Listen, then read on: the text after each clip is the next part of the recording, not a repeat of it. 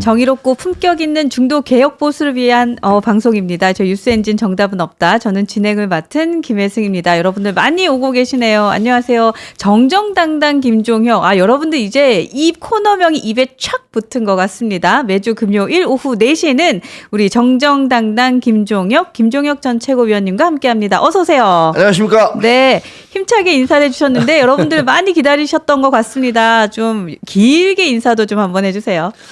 네, 하여튼 뭐 오늘 굉장히 뭐 심리적으로 고통스러운 날이었어요. 사실 아침부터 시작해서 그러니까요. 이 대통령 관저에 그 체포영장을 들고 공수처에서 들어가는 모습, 또 경호처 직원들이 거기에 막으면서 대치하는 모습, 길거리에서 이 시민들, 그러니까 윤석열 대통령 지지자들이 뭐 항의 시위하는 모습, 이런 모든 모습이 마치 무슨 그림의 뭐 너무 초현실적이잖아요. 그러니까 한국이 맞아라는 생각 계속해서 들었고, 야, 이게 그러니까요. 무슨 일이야 했죠. 사실은 그걸 보면서는 야, 이게 지금 해외에 전부 다 송출되고 있을 텐데 이게 무슨 개망신입니까, 이게 진짜. 무슨 망신입니까? 네. 이게 좀 저는 그거 보면서 야, 김정은이가 저걸 보면서 얼마나 좋아하고 있을까 이런 생각도 들었고, 중국에서 또 저걸 보면서 무슨 생각을 하고 있을까. 또 우리의 동맹국이 미국 국무부에서는 저 워싱턴 특파원 했잖아요. 네. 미 국무부에서는 저거 오는 거 보면서 어떻게 생각하고 있을까. 그러니까 이러저런 생각 때문에 정말 저도 마음이 너무너무 복잡하더라고요. 그리고 화도 나고, 누가 도대체 대한민국을 이 모양 이 꼴을 만들어 놓은 거냐라는 그런 생각들 때문에 분노감도 치솟고 그랬습니다. 아니, 그러니까 진짜 막 연말 연초가 되면 해외여행 많이 가고 오고 하잖아요. 저도 만약에 외국에서 일본에서 이런 일이 있었다? 저 일본 안 갈 것 같은데. 그러니까 말이에요. 네. 이게 지금 우리나라에 얼마나 큰 피해입니까? 그러니까 말이에요. 그래서 저는 이런 생각도 들더라고요. 이제 영국의 극작가 소설가의 호레이스 월폴이라는 사람이 있는데, 그 사람이 뭐라고 그랬냐면요. 네. 세상은 느끼는 사람에게는 비극이고 생각하는 사람에게는 희극이다. 이런 얘기를 했어요. 그러니까 뭐냐면 오늘 상황도 한번 생각해 보세요. 오늘 상황도 이렇게 생각해 보면, 만약에 이것을 정서적으로 느끼기 시작하잖아요. 야, 도대체 우리나라는 왜 이래? 이게 뭐야? 뭐 이렇게 감정이입을 해서 생각하기 시작하면 너무너무 비극적인 거예요. 그러니까요. 하루 종일 우울하고 하루 종일 고통스러워요. 근데 아까 이제 이 또한 지나가리라 님도 계시잖아요. 우리 네, 중에서. 아이디가 이 또한 지나가리라. 예, 견디고 버티고. 그러니까 네. 그런 분도 계시기 때문에, 만약에 세상 돌아가는 것들을, 그런 정서적인 것들을 좀 떠나서 네. 그냥 생각을 하면서 바라보면 하지만 결국은 모든 것은 이치대로 순리대로 갈 수밖에 없다. 네. 지금 당장 저렇게 보여도 결국은 우리가 이것도 극복해내고 정상으로 돌아갈 것이다. 결국은 모두가 사필 규정으로 될 것이다. 이렇게 생각하면 별것도 아니네. 이런 희극처럼 보인다는 거죠. 그래서 저도 네. 이게 사실은 옛날에 대학 다닐 때 제가 읽은 책에서 보고서 이게 정말 맞구나라고 생각해서 몇십 년째 제가 세상을 바라볼 때 그런 생각을 하게 되는데, 너무 정서적으로만 감정적으로만 받아들이지 마시고요. 이 또한 지나가리라. 그리고 결국은 이대로 이것도 결국은 순리대로 갈 수밖에 없다. 시간의 문제일 뿐이다. 이렇게 생각하시면 네. 그냥 조금 관조하면서 지켜보실 수 있을 것 같아요. 너무 힘내십시오. 왜냐면 너무 그냥 좌절들하시고 기분 나쁘고 이게 뭐냐 도대체 이런 생각 하실 것 같아서. 아니, 그래도 김종혁님 덕분에 그나마 위안이 됩니다. 이런 걸 지금 마봉님께서 마봉님, 예. 주셨는데, 사실 그래요. 저희가 진짜 지금은 어쨌든 뭐 TV에 최근에 보이진 않지만 한동훈 대표가 존재가 없었다면, 그리고 우리 김종혁 전 최고위원님 같은 분이 안 계셨다면 진짜 희망이 없었을 것 같다는 생각을 사실은 해요. 지금 그러니까요. 민주당 보시고, 네. 그죠? 그리고 지금 국민의힘 보세요. 이런 상황에 만약에 보수 진영의 우리가 지지자라면 와, 어떻게 버텼지? 진짜 어떻게 창피해서 어디를 지지해야 되지? 라고 했을 것 같아요. 그러니까요. 네. 지금 아까 말씀하신 대로 야, 국민들이 나라 걱정 국민들만 하고 있지. 네. 뭐라고 말씀하시는 저 댓글을 보면서 정말 가슴이 아프거든요. 야, 맞습니다. 이 많은 정치인들이 나라 꼴이 이렇게 됐는데도 그 본인들이 나중에 그 눈치만 보고 앉았어요. 사실은 저한테도 그런 얘기 하더라고요. 많은 저 가까운 분들이 네. 연락이 와서 야, 너 있잖아.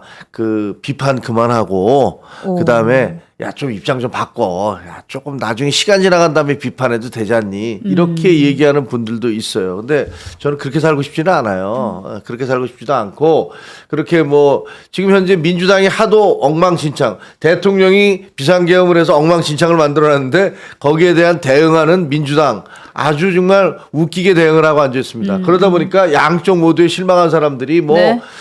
다시 또 뭐 마음 줄 데가 없어요. 심지어는 네. 뭐 윤 대통령에 대한 지지도도 일부 올라가고 있다는 얘기가 들리지만 저는 결코 윤 대통령이 한 것들에 대해서 시민의 한 사람으로서 용서할 수 없는 것이고 네. 물론 이재명 대표의 그 범죄 행위나 지금 재판받고 있는 것들에 대해서는 뭐 말할 나위도 없고요. 그래서 잘못한 건 잘못됐다라고 얘기를 해야 네. 그래야 그것이 정정당당하게 사는 것이다.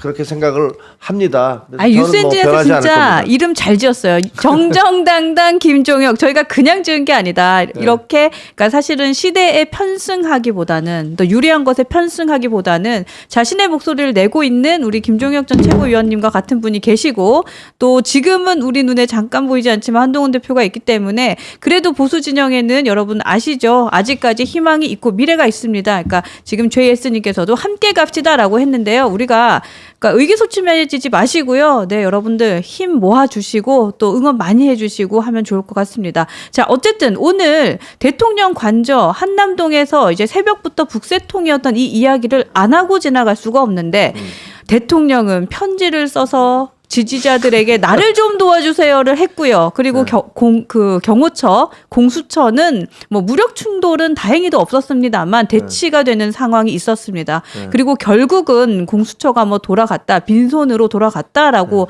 했는데 뭐 결국에는 지금 경찰에서 경호처장을 특수공무집행 방해로 입건하고 내일 출석을 요구한다라는 속보까지도 떴습니다. 자, 어제와 오늘까지의 대통령 체포 과정 보시면서 어땠는지 궁금합니다. 어떠셨어요? 일단 저는 이게 대통령과 민주당 양쪽 모두를 강력하게 비판할 수밖에 없습니다. 먼저 대통령에 대해서 말씀을 드릴게요. 네. 이 대통령은 헌법의 수호자죠. 그리고 대외적으로는 대한민국을 대표하시는 분이고요. 네. 그런데 지금 보여주는 모습은 정말 이거는 대통령의 모습이라고 볼 수가 없어요. 엊그제 서신을 보냈지 않습니까? 그 편지 진짜 뭡니까? 편지를 그 앞에 시위하는 사람들한테 편지를 보냈는데 네. 거기 뭐라고 그랬냐면 애국 시민 여러분이라고 이렇게 얘기를 했어요.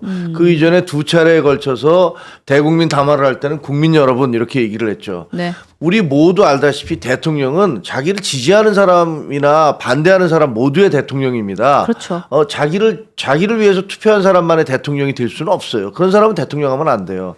그런데 대통령은 이제는 대놓고 극단적인 유튜브들이 주장하는 애국 시민 여러분이라는 단어를 쓰면서 네. 자기 앞에서 그러니까 그 관저 앞에서 시위하는 사람들을 애국 시민이라고 부르면서 네. 그 사람들을 시위를 계속해라. 그리고 나를 방어해라. 경찰이 들어오면 막아라. 뭐 이런 식의 어떤 선전선동을 하고 계시더라고요. 네. 너무 충격을 받았습니다. 대통령이 비상계엄을 할 때부터 합리적이고 정상적인 판단을 못한다라는 건 알고 있었지만 이제는 대놓고 국민을 갖다 편가르기 해서 자신을 지지하는 사람을 애국, 나머지를 매국 이렇게 몰고 가고 있잖아요. 네. 근데 이거 옛날에도 많이 보지 않았습니까? 그러니까요. 문재인 때도 많이 봤어요. 문재인 저기서 많이 봤죠. 저기서. 문재인 때도 뭐라고 그랬냐면 자기들이 주장하는 건 애국이어서 뭐 불매운동, 일본에 대해서 불매운동을 하면 이거는 애국이고 나머지는 토착 외국이고 이런 식으로 나라를 반쪽으로 갈라놓고서 자기 나라 국민들을 애국과 매국으로 몰아갔던 그 나쁜 사람들이 있어요. 네. 문재인 때 그랬거든요. 근데 이제 또 윤석열 대통령도 그 짓을 하고 계세요. 그래서 자기를 지지하는 사람들은 애국이고 자기에 대해서 반대하거나 비판하는 사람들은 매국으로 몰고 갑니다. 이게 말이 되는 얘기입니까? 그러니까요. 일단 거기서도 그랬죠. 네. 애국과 매국도 그렇고 네. 그다음에 헌정 질서를 중단시킨 사람들을 막 비난을 하시더라고요. 아니 헌정 질서를 도대체 누가 중단시켰습니까? 누가 누구한테 뭐라 그러는 건지 모르겠어요. 아니 누가 네. 대한민국을 내용이 있어요. 그 자료를 한번 읽으면서 얘기를 했으면 좋겠는데 네. 그 대통령이 했던 그 네, 문구 대통령의 있잖아요. 편지를 저희가 지금 준비하도록 예, 하겠습니다. 한번 보세요. 그리고 제가 그 내용도 굉장히 좀 황당하더라고요. 그러니까 이게 어떻게 보면 그 고백 비슷한 상황이 됐는데 유튜브를 통해 잘 보고 있습니다. 그러니까요. 유튜브를 통해서 여러분들의 행동을 잘 보고 있습니다라고 네. 하면서 이분은 보니까 뭐 제가 듣기에는 네. 우리 당에 있는 국회의원들 몇 분한테 네. 찾아가니까 뭐 그러면서 비판적인 얘기하니까 막 당신들 말에 왜 쓸데없는 거 그거 어디서 왔어? 조중동 보지 마. 방송 보지 마. 그리고 유튜브 봐. 라면서 지금 우리가 그 극단적인 유튜버라고 얘기하는 사람 몇 명을 이렇게 찍어주더라는 거 아니에요? 네네. 그 유튜버들을 보라고. 네. 근데 이제 대놓고 이제 대통령께서 그거를 이제 그 고백을 하고 계세요. 아, 유튜버를 통해서 여러분들의 어떤 행동들을 제가 잘 보고 있습니다. 라면서 이분들에 대해서 이제 그렇게 또 그 자극을 하고 계세요. 그러면서 뭐라고 그랬냐면요. 그 내용을 좀 볼까요? 그 네. 혹시 서신이 좀, 준비가 좀 예, 돼 있나요? 그 내용, 그 편지 내용을 좀 볼까요? 네. 네. 네. 그러면 제가 내용을 좀 먼저 확인을 해서 보여드리도록 하겠습니다. 네. 거기 저기 있잖아요. 네네. 지금 좀 저희가 볼 수가 있는데 그 내용이 보면 네. 제가 외웠어야 되는데 그냥 얘기를 할게요. 네. 그래서 뭐라고 그러시냐면요. 나라를 이거 좀 그 표현이 저번에 맞아야 되는데 일단 이거 좀 볼게요. 네. 안 되나요? 제가 네, 제가 지금 이걸로 보면서 확인했습니다. 할까? 네. 아 저기 있네. 네, 확인했습니다. 밑에 좀 크게 키워보세요. 네, 이거. 알겠습니다. 사이즈를 예. 자 보면 좀 올려보세요. 실시간 생독 유튜브를 통해서 여러분이 애쓰시는 모습을 보이고 있습니다 하면서 위로 올려보세요. 나라 안팎의 주권 침탈 세력과 반국가 세력의 준동으로 대한민국 위험합니다 이렇게 했잖아요. 근데 저는 나라 안팎의 주권 침탈 세력, 주권을 침탈하는 세력이 뭐지? 주권 침탈 세력은 옛날에 일제 시대에 일본이 우리나라의 그 주권을 침탈하려고 했었잖아요. 그렇죠. 그런 거는 이해가 돼요. 주권 침탈 세력. 근데 지금 주권 침탈 세력이 어디예요? 뭐가 주권 침탈 세력이지? 그러니까 저건 중국을 얘기하는 건가? 아니 중국이 우리에게 절대 우호적이지 않고 우리가 좀 중국에 맞서야 되는 건 맞지만 네. 그렇다고 해서 중국을 주권 침탈 세력이라고 얘기할 수 있나? 그거 도저히 이해가 안 되더라고요. 네, 그렇죠. 저게 뭐지? 주권 침탈 세력? 그러니까 지금 자기를 지지하지 않는 사람들은 다 주권 침탈 세력과 손잡은 사람인가요? 반국가 세력, 저건 아마 민주당을 얘기하는 것 같은데 일단 주권 침탈 세력과 그 반국가 세력이라는 표현 자체가 정말로 너무나 터무니없는 과장인데다가 그리고 그런 사람들의 준동으로 지금 대한민국 위험합니다 이렇게 얘기를 하셨어요. 지금 대한민국 위험한 건요 대통령이 터무니없이 내렸던 비상계엄 때문에 지금 우리나라가 위험합니다. 우리나라가 제가 듣기에는 미국에서 네. 강력히 저희한테 항의하고 있어요. 뭐라고 항의하냐면 야 주한미군은 우리가 2만 명 이상 대한민국에 주둔하고 있는데 우리 모르게 너희들이 병력을 빼서 그냥 계엄을 실시한다는 게 이게 말이 되느냐. 그리고 너희가 지금 보도를 보면 무슨 그 북풍 공작도 했다는 얘기가 있는데 네. 그러면 전쟁 국지전을 획책한다는 말이냐. 우리 병사들이 그날에 너희 나라에 가 있는데 우리 모르게 너희들 마음대로 그렇게 국지전을 획책한다는 게 말이 되느냐. 이게 동맹이 할 짓이냐. 네. 라고 하면서 저희에게 강력히 항의하고 있거든요. 이게 뭐예요? 미국 가장 강력한 동맹이라는 미국으로부터 이렇게 항의를 받고 있는데 왜 국무회의에서 경제를 담당하는 최상목 부총리하고 네. 그리고 외교를 담당하는 조태용 그 외교부 장관이 결사적으로 이렇게 하면 안 됩니다라고 했냐면요. 네. 이 사람들은 국제적으로 지금 우리가 어떤 상황인지를 잘 알고 있거든요. 그런데 터무니없이 지금 그 비상계엄을 내림으로 해서 경제도 지금 폭망하고 있잖아요. 아, 그럼요. 예? 지금 경제도 확률이 얼마나 다시 1%대로 지금 올해 지금 경제 전망치 하향 조정했죠. 네. 그다음에 주가, 그다음에 환율 1,500 옛날에 IMF 때처럼 막 올라가고 있죠. 이렇게 나라가 정말 위기 상황, 대한민국이 위기 상황에 빠져 있습니다. 이거 누가 만들어냈습니까? 이거 윤석열 대통령이 만들어낸 거 아닙니까? 아니 그래놓고서 그것을 이게 주권 침탈 세력과 반국가 세력의 준동으로 대한민국 위험하다. 이건 너무 남한테 자기가 다 저 사고를 쳐놓고 그거를 남한테 떠넘기는데 아니 아까 어떤 분이 댓글로 자기 소개하고 있네 뭐 이렇게 썼더라고요. 그러니까 그렇죠. 어쨌든 예. 자기가 자기한테 하는 말이에요. 이거는 누구한테 지금 얘기를 하는 겁니까? 그러니까 제가 어떤 느낌이 들냐면 옛날에 우리 시청자 여러분 말이죠. 옛날에 자동차 운전할 때 어떤 일들이 많았냐면 자기가 사고를 냈어. 잘못해서. 네. 특히 여성 운전자나 이런 분들 할 때 딱 사고를 내놓고 네. 문 딱 열고 나오면서 소리부터 막 질러요. 당신이 말이야 하면서 막 소리 지르고 뒷목부터 잡고 나오면서 뒷목부터 잡고 네, 네. 자기가 사고를 내놓고 그러는 사람들 많이 있었거든요. 네, 네. 요즘은 많이 사라졌지만 옛날에 그런 사람들 많았어요. 근데 저는 윤석열 대통령의 행위를 보면서는 아니 사고를 자기가 쳐놓고서 그러니까요. 그다음에 자기가 막 소리를 지르고 대한민국 위험하다고 본인이 대한민국을 위험하게 만드셨어요. 아니 그리고 오늘도 사실은 관저에서 경호처와 그리고 경찰 체포조가 같이 이렇게 대치를 하고 있어요. 근데 아시겠지만 경호처도 무기를 소지하고 있는 사람들입니다. 그렇죠. 예. 그러니까 그걸 보면서 우리 시민들이 얼마나 불안했어요. 특히나 지지자분들이 거기에 뭐 경찰 추산으로 공식적이진 않지만 600명 이상이 있었다고 하는데 거의 대부분이 어르신들이에요. 네. 야, 거기서 만약에 유혈 충돌이 있었으면 어땠을까? 이러한 여러분들 아시겠지만 이러한 그 리스크는 다 대통령이 만들었습니다. 그러니까요. 네. 근데 이게 무슨 글쎄요. 이런 얘기를 왜 할까요? 아니 그리고 지금 보면 네. 저기 뭐라고 그러셨냐면 네. 편지에서 네. 아니요 잠깐만요. 저는 여러분과 함께 이 나라를 지키기 위해 끝까지 싸울 것입니다. 누구랑 싸운다는 거죠? 아니 그러니까 첫 번째는 네. 이게 뭐죠? 자 싸우겠다 그러는데 어디서 싸우시죠? 아 관저에 숨어서?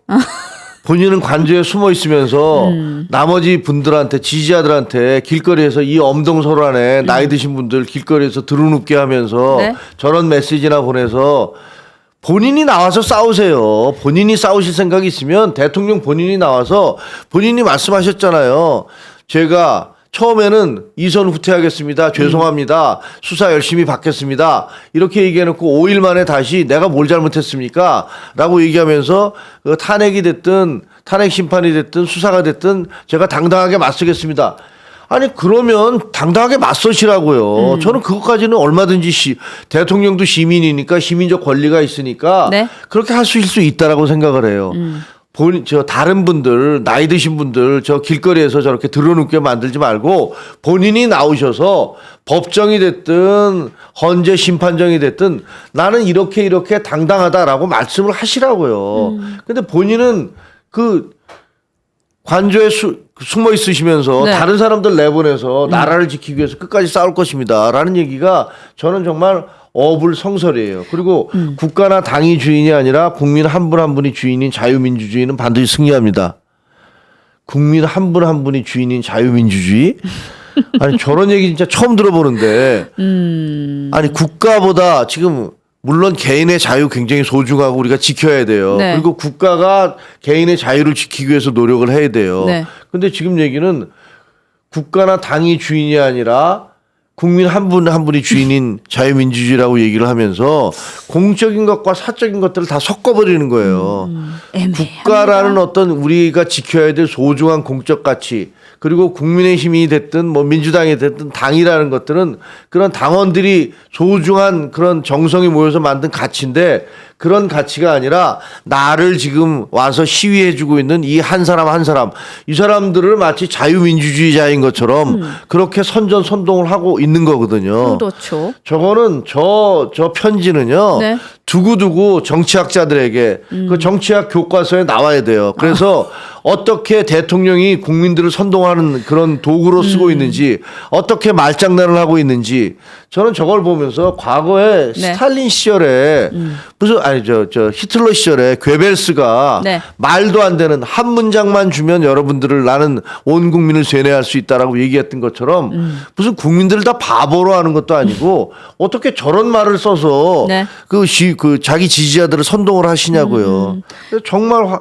화가 났어요. 그리고 어저께였습니다. 어제 저희가 이제 박상수 변호사가 저희 4시에 고정 출연하고 있는데 이분이 이런 얘기를 딱 하시더라고요. 아니 그 관저에서 계속 그렇게 계실 거면 말씀하신 것처럼 관저에서 나오지 않고 계속 그 안에 숨어 계실 거면 그리고 플러스 이런 편지 써서 지지자들은 밖으로 끌어내실 거면 최소한 양심이 있다면 관저 안에 보일러는 떼지 맙시다. 남들 치우니까. 네. 예. 그럼 같이 치웁시다. 네. 그러니까요. 네, 본인 안 나오실 거면 관저에 보일러 떼지 맙시다라는 얘기했는데 제가 그 얘기 들으면서 그러네요. 본인은 따뜻한 데 계시면서 어르신들 밖에서 지금 고생 시키시네요라는 생각이 들었습니다. 그래서 좋습니다. 이게 진짜 대통령으로서의 그 대통령이라면 최소한 국가의 품격을 생각하셔야 되잖아요. 국격이라는 것들 양심이 있다면 국격을 생각해야죠. 본인이 비상계엄을 하심으로 해서 우리나라의 국격을 바닥으로 떨어뜨려 놓으셨어요. 그거는 뭐 누가 뭐래도 그거는 그 부인할 수 없는 사실입니다. 네. 그러면 그 이후에 그것을 처리하는 과정에 있어서도 저는 최소한의 국격을 지키셔야 된다고 생각을 해요.